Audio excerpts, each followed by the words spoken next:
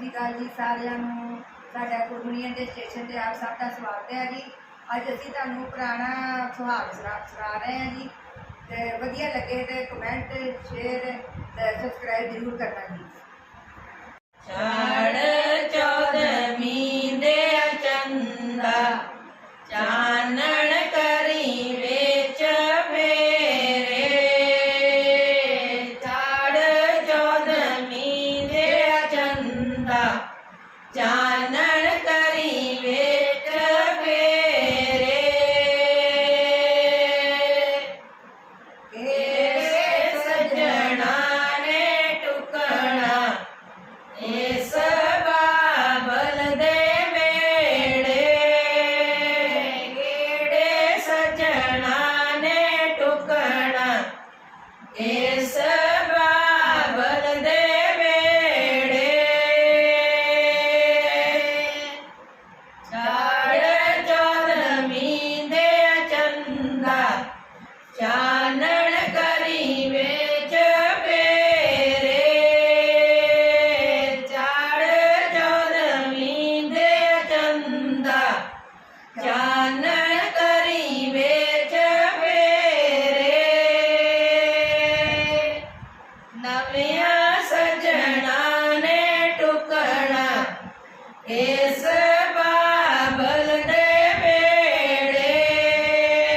ਨਵਿਆਂ ਸੱਜਣਾ ਨੇ ਟੁਕਣਾ ਇਸ ਬਾਬਲ ਦੇ ਵੇੜੇ।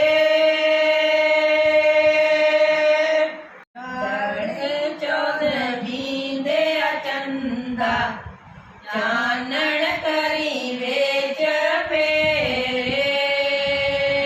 ਛੜ ਚੌਦਵੀਂ ਦੇ ਚੰਦਾ ਚਾਨਣ ਕਰੀ ਵਿੱਚ ਫੇਰੇ। ਜਿਹੜੇ ਰਾਜੇ ਨੇ ਟੁਕਣਾ ਧਰਮੀ ਬਾਬਲ ਦੇ ਵੇੜੇ।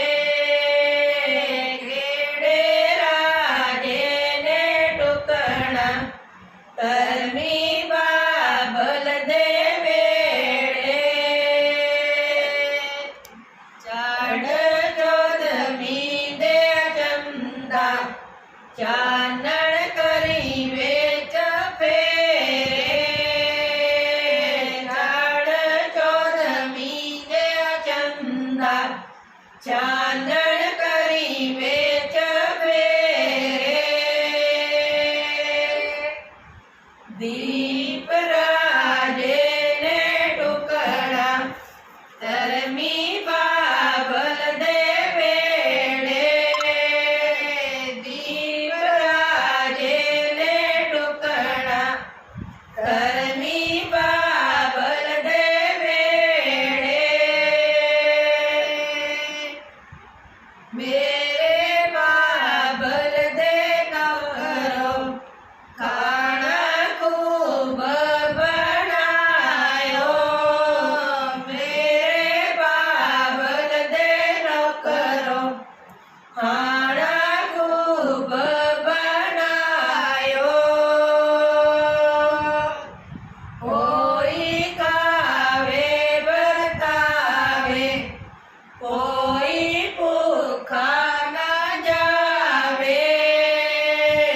ਕੋਈ ਖਾਵੇ ਵਰਤਾਵੇ ਕੋਈ ਭੁੱਖਾ ਨਾ ਜਾਵੇ।